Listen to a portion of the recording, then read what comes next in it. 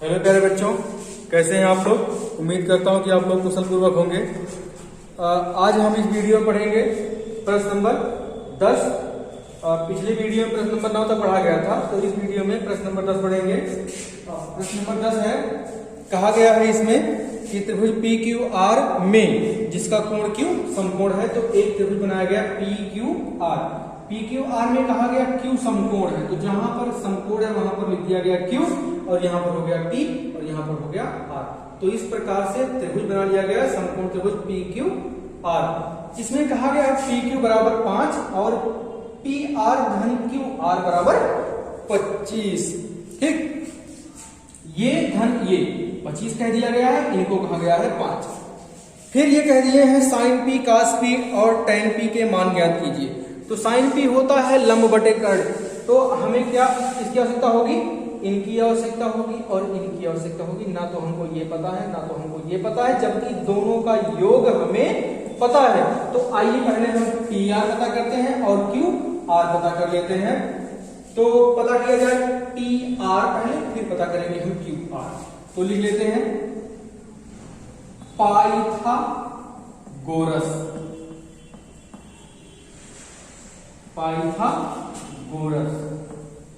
प्रमेय से, पाइथागोरस प्रमेय से पी आर स्क्वायर बराबर पी क्यू स्क्वायर धन क्यू आर स्क्वायर। तो ये हो जाएगा पी आर स्क्वायर बराबर, यहां पर हम रख देते हैं, यहां पर रख देते हैं क्या, ये समीकरण 1 है, और यहां पर रखते हैं 5 कहा गया है पी क्यू को, 5 का वर्ग, और क्यू आर का मान हम यहां से निकाल लेते हैं पी आर का पक्षांतर करके। तो हो जाएगा क्यू आर बराबर, पी आर का पक्षांतर करेंगे हो जाएगा 25 माइनस पी आर। कितना हो जाएगा 25 माइनस पी आर। ठीक, और यहां पर प्लस है, सॉरी यहां पर प्लस है स्क्वायर। तो ये कहां से आया है, लिख लेंगे एक छोटा सा समीकरण नंबर 1 से। कहां से आया है, समीकरण 1 से आया है। विस्तार कर लेंगे हम, पी आर स्क्वायर बराबर 25 धन, ये हो जाएगा, इनका वर्ग करेंगे, यहाँ पर a माइनस बी का होल स्क्वायर सूत्र लगा देंगे हम, 625 और धन पी आर स्क्वायर हो जाएगा, माइनस 2 गुणे 25 गुणे पी आर हो जाएगा, मतलब हो जाएगा 50 पी आर। कितना होगा 50 पी आर। ठीक, अब हम यहां से इनको कैंसिल कर देंगे। ठीक, अब यहां ये माइनस 50 पी आर है, तो माइनस 50 पी आर को इधर ले आते हैं, हो जाएगा 50 पी आर। ठीक, धनात्मक हो जाएगा, बराबर 50 पी आर होगा पी आर बराबर, ये हो जाएगा 650। ठीक, 650 हो जाएगा। अब क्या करेंगे हम, अब हम पी आर है, पी आर का मान निकाल लेते हैं 650 बटे 50। धीरे से हम 0 काट देते हैं, और यहां पर 5 1 5 और 13 बचे 65। तो पी आर कितना मिल गया हमें, 13 मिल गया है, पी आर हमें मिल गया है 13। ठीक, अब जब पी आर हमें 13 मिल गया है, तो हम ज्ञात कर लेंगे क्या, क्यू आर। ठीक, लिखेंगे जबकि पी आर धन क्यू आर बराबर कितना कहा गया है, 25 कहा गया है।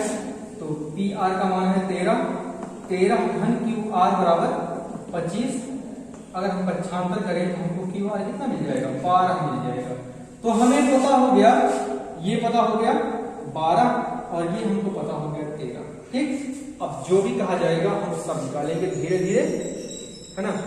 अब सब ज्ञात कर लिया जाएगा। पहले तो ये कह दिए हैं साइन पी, तो साइन पी क्या होता है, लंब बटे कर्ण। किसकी बात की गई, इस कोण की बात की गई है। इस कोण के लिए लंब कौन सा है, क्यू आर है, तो क्यू आर बटे पी आर। ठीक, तो क्यू आर कितना है 12, और पी आर कितना है 13। कितना मिल गया हमको साइन पी, साइन पी मिल 12 बटे 13। हमको क्या मिल गया, साइन पी मिल गया 12 बटे 13। अब ये कह दिए कास पी, तो कास पी दे दीजिए, कास पी, इसके लिए आधार हो गया, कर्ण हो गया, तो PQ बटे PR कितना हो जाएगा यहाँ पर? PQ का मान रखेंगे 5 और बटे 13, 5 बटे 13 ये मिल गया हमें। tan P कह दिया है, यहाँ पर निकाल लेते हैं tan P। tan क्या होता है? लंब बटे आधार होता है। तो P के लिए P के सामने लंब हो गया और ये आधार हो गया, ठीक। तो tan P क्या होगा? QR बटे PQ होगा, QR बटे PQ होगा। और QR का मान हमें पता है 5 और PQ का मान पता है 12, नहीं QR का मान है 12 और PQ का मान है 5, तो 12 बटे 5, ठीक। तो ये था प्रश्न नंबर 10। प्रश्न नंबर 10 था।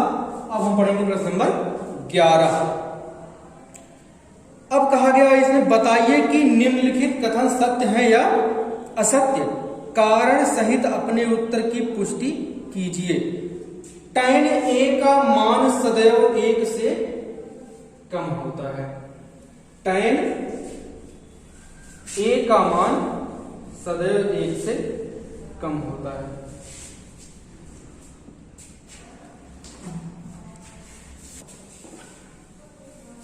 प्रश्न नंबर 10 है, प्रश्न नंबर 11, 10 हो गया है। 11 में कहा गया बताइए कि निम्नलिखित कथन सत्य है या असत्य, कारण सहित अपने उत्तर की पुष्टि कीजिए। पहले में कहा गया है tan A, पहले में कहा गया है tan A। tan A का मान सदैव 1 से कम होता है। tan A का मान सदैव 1 से कम होता है। बताना है ये कथन सत्य है या असत्य है। तो अभी देखा जाए, हम एक समकोण त्रिभुज बना लेते हैं। यहां पर एक समकोण त्रिभुज बना लिए, ये हो गया B हो गया, ये A हो गया और ये C हो गया, ठीक। यहां पर अगर ये 3 दे दिया जाए, ये 4 दे दिया जाए, ये 5 दे दिया जाए, तो इस कोण के लिए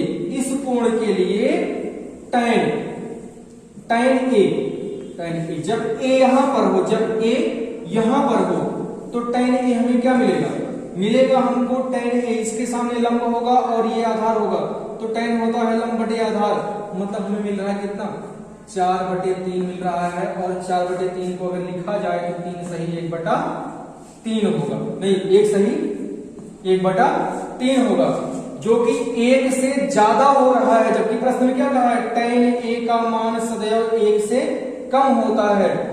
अब अगर यहीं पर इसको C मान लिया जाए और इसको A मान लिया जाए, ठीक, तो इस कोण के लिए ये लंब हो जाएगा और ये आधार हो जाएगा। तो यहां पर हमें क्या मिल रहा है? tan A बराबर 3/4 मिल रहा है, जो कि 1 से कम हो जा रहा है। तो एक बार जब ये कोण A यहां पर है, तब 3/4 मिल रहा है, मतलब हमको मान 1 से कम मिल रहा है। जब यही कोण A, यही A यहां हो जा रहा है, यहां हो रहा है, मतलब इस कोण की बात कही जा रही है, तब कितना मिल रहा है हमको? 4/3 मिल रहा है, मतलब 1 से ज्यादा मान मिल रहा है।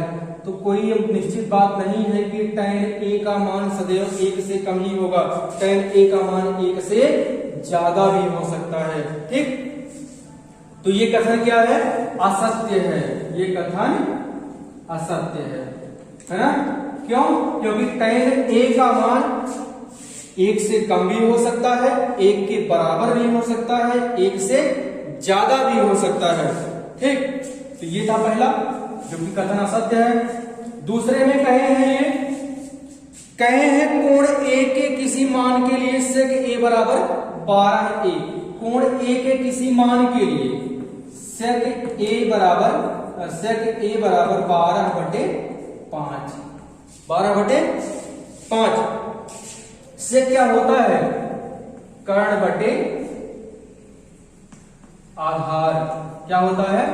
तो कर्ण बड़ा होना चाहिए, कर्ण बड़ा होना चाहिए, तो ये बड़ा है। कर्ण जो होगा हमेशा आधार से बड़ा होगा।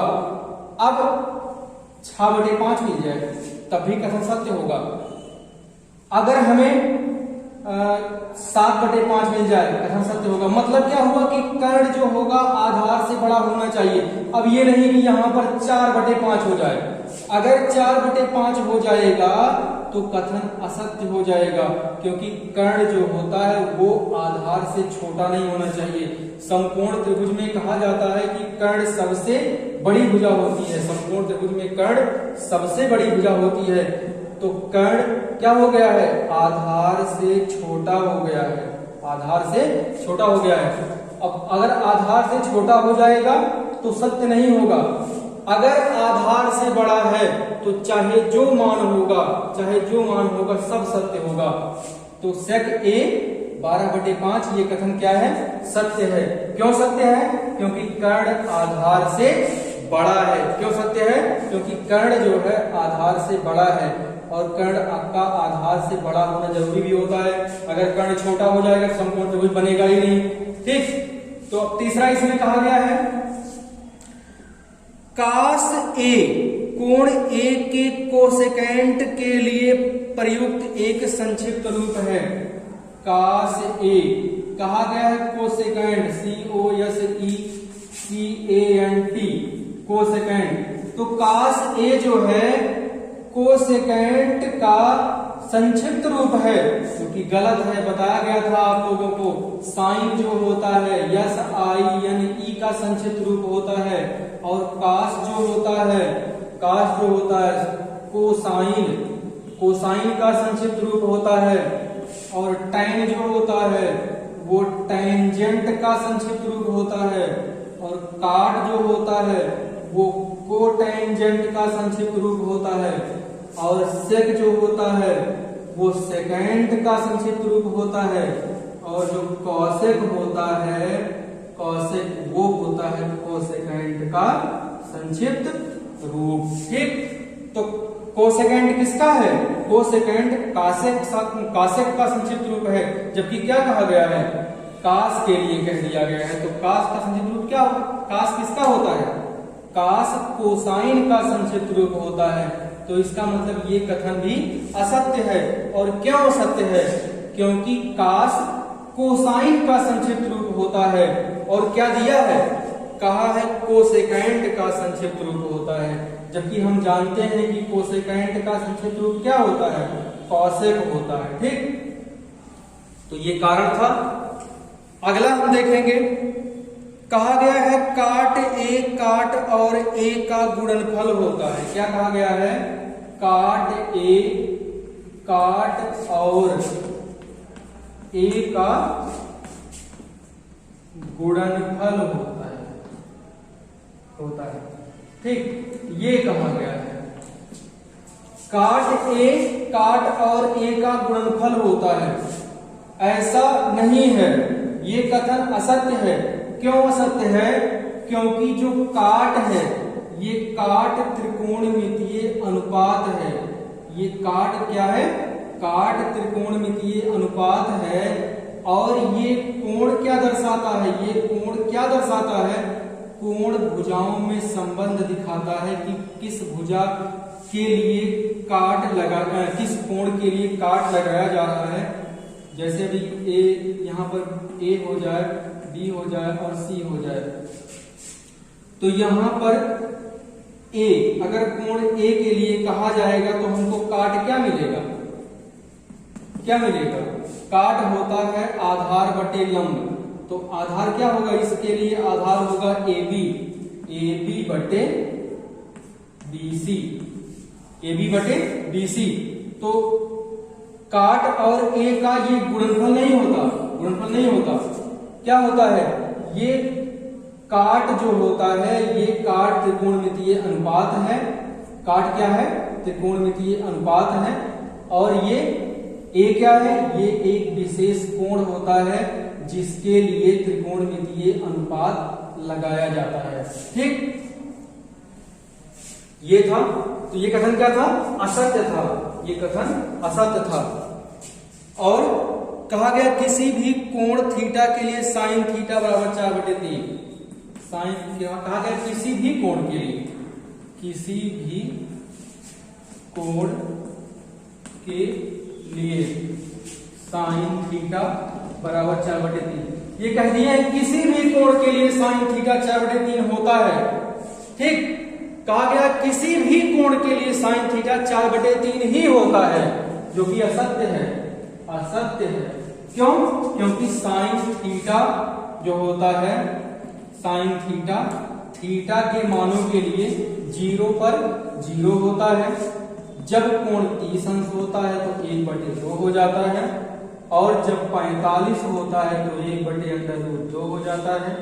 जब 60 होता है तो √3/2 हो जाता है, और जब 90 हो जाता है तो साइन थीटा कितना हो जाता है?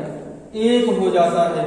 तो मतलब ये हुआ कि थीटा, ये जो साइन थीटा है, थीटा के विभिन्न मानों के लिए इसका मान परिवर्तित होता रहता है।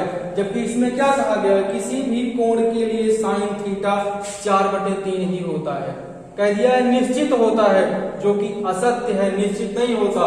भिन्न भिन्न मानों के लिए, कोण के भिन्न भिन्न मानों के लिए मान भिन्न भिन्न होता है। तो ये कथन असत्य है, कारण भी स्पष्ट हो गया।